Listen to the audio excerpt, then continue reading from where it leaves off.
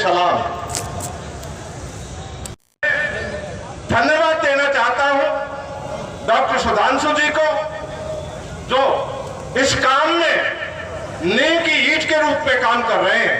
उनको भी मेरा सलाम है। पैगाम के कार्यकर्ताओं को सलाम है। यहां की व्यवस्थाओं को अंजाम देने वाले लोगों को, और सलाम है उन जाजम बिछाने वाले लोगों को जिन्होंने ये व्यवस्था आप और हम सब के लिए दी है। मैं सबसे पहले एक बात रखना चाहता हूं। मेरा एक छोटा सा आर्थिक सहयोग 500 रुपए का इन जाजम बिछाने वालों ने जो काम किया है, उसमें 500 रुपए का सहयोग मैं मेरे से शुरुआत करना चाहता हूं। हो सकता है आपने 5 लाख का किया होगा, 50,000 का किया होगा, पर यह शुरुआत आप और हमसे सबसे पहले होनी चाहिए। आयोजक महोदय राशि प्राप्त करें।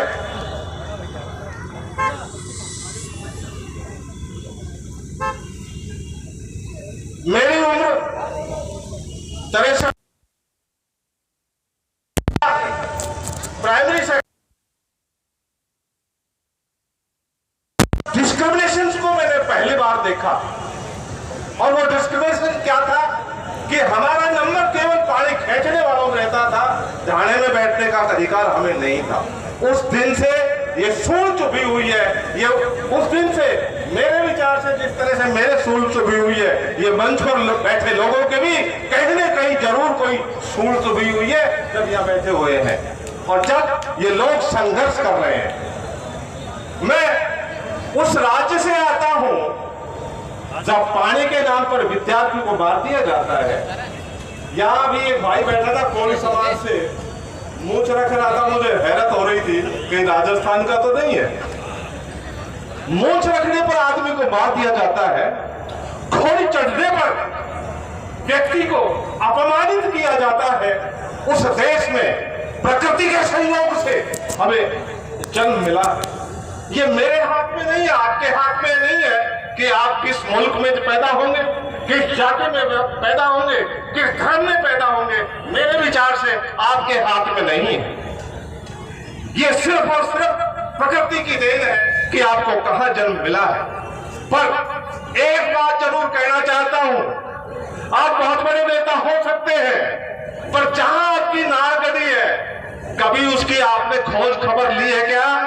यदि नहीं ली है तो मेरे विचार से आप अभी अधूरे हो। अभी और कुछ करने की जरूरत है। स्वयं से पूछिए कि जहां मेरा जन्म हुआ है, उसके कल्याण में, उस समाज के कल्याण में, उस समाज की भलाई के लिए आपका कितना सहयोग रहा है। आप खुद से पूछिए। मैं मेघवाल समाज से आता हूं, राजस्थान की एक जाति है। हम सम्मान तो लेना चाहते हैं यहां से, और वहां डिलीवर नहीं करना चाहते।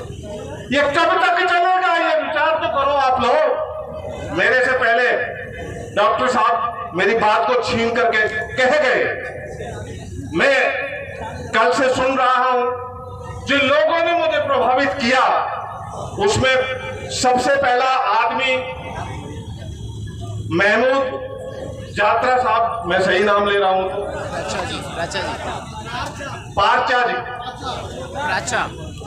त्राचा जी को मैं नमस्कार करता हूं, धन्यवाद देता हूं कि बहुत सारे पेज पढ़ने के बजाय समरी में कोई बात कहे वो अच्छा रहता है, और उस समरी में दम है विचार करना आप लोग। एक वक्ता जिसको मैंने नोटिस किया वो डॉक्टर जगदीश जी बिहार से, उन्होंने भी बारके की बात कही है।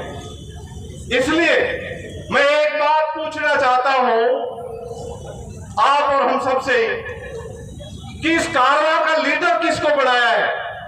फुल जबर लीडर, नैतिक नेता जो हमें इस कारवां से आगे इस कारवां को ले जाएगा, वो नेता कौन है? प्लीज हम उसको जानना चाहते हैं। मैं कोई भाषण देने नहीं आया हूं, मैं कुछ प्रश्न करने आया था। यदि आपको मंजूर नहीं है, समय नहीं देना चाहते तो कोई बात नहीं, फिर बात करेंगे। पर एक बात कहता हूं, अलवर जिले में लगभग 2500 गांव है। मैं आप सबको आमंत्रित करता हूं और विशेषकर इस यह मंच पर जो लोग बैठे हैं उसमें यदि कोई यादव समाज के लोग हैं तो थोड़ा हाथ खड़ा करें। सुनो तो सही, काम की बात है। राजस्थान को दिल्ली को जोड़ने के बीच में हरियाणा का छोटा सा पार्ट आता है। मेहरबानी करके आप गुड़गांव, रेवाड़ी, अटेली, नारनौल, बावल इन जगह पर जाइए और अपने यादव समाज को दगाइए। यह बहुत जरूरी है। जब तक हिंदुस्तान में यादव जाति भी एक बहुत बड़ी तादाद में है और जब तक ये लोग वहां के ग्रास रूट के लोग इस मुहिम से नहीं जुड़ेंगे, जब तक मैं समझता हूं हम अधूरे। हो सकता है आप बहुत ज्यादा विद्वान हो, बहुत ज्यादा प्रज्ञावान हो, पर ये हमारा ग्रास रूट का अनुभव है। जब तक हर व्यक्ति को पता है कि मेरे इलाके की समस्या क्या है।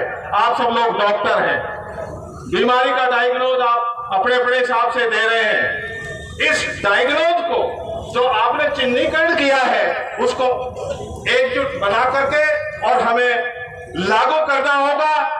निश्चित रूप से हम कामयाब होंगे। और इन्हीं शब्दों के साथ मैं एक लाइन आज से 31 साल पहले की बताना चाहता हूं। जब मैं एक सामान्य अध्यापक था विद्यालय में 1992 में, मैं पूछना चाहता हूं मंडल कमीशन की रिपोर्ट किन किन के घरों में है। जिनके यहाँ गीता, बाइबल और रामायण है उनके घरों में मंडल कमीशन होना चाहिए, यदि आप ओबीसी मानते हो तो। और यदि नहीं है तो बिल्कुल फर्जी आदमी हूं मैं, आपको छोड़े में कह रहा हूं, कह के जा रहा हूं मैं। आप चाहे कुछ भी मानना, और फर्जी पड़ा चलता नहीं है जब तक आप हकीकत में काम नहीं करोगे। इसलिए मंडल कमीशन को पढ़ो, भारत के संविधान को पढ़ो, जब आपको पता लगेगा कि हकीकत क्या है। इन्हीं शब्दों के साथ मैं एक दो लाइन पढ़ना चाहूंगा। आज से 500 साल पहले जो महामानव पैदा इस धरती पर हुआ, उन्होंने बहुत अच्छी बात कही थी इस बहुजन समाज के लिए। वो केवल चंद लाइन में पढ़ करके आपको रविदास जी की, ऐसा चाहूं राज में जहां मिले सबन को अन्न, छोटे बड़ो सब संग से रविदास रहे प्रसन्न। इन्हीं शब्दों के साथ आपका बहुत बहुत धन्यवाद। आपने मुझे छेला, माफी चाहते हुए थैंक यू, बहुत बहुत धन्यवाद आपका सर। तो साथियों, मैं सभी वक्ताओं से पुनः आग्रह करना चाहूंगा, हम सुनना चाहते हैं, सभी साथियों को सुनना चाहते हैं, लेकिन हर एक को सुनना चाहिए। एक ही साथी इतना समय लगे तो हम कैसे सुन पाएंगे। हमारा 6 बजे तक का समय है, तो मैं माफी चाहूंगा कि समय सीमा का ध्यान रखते हुए अपने विचार रखें। इसी कड़ी में मैं आगे जो हमारे वक्ता हैं, वामसेप के बहुत ही पुराने हमारे कार्यकर्ता हैं माननीय जितेंद्र कुमार जी, मैं उनसे आग्रह करूंगा वो आए, अपने विचार रखें और समय सीमा का ख्याल रखें।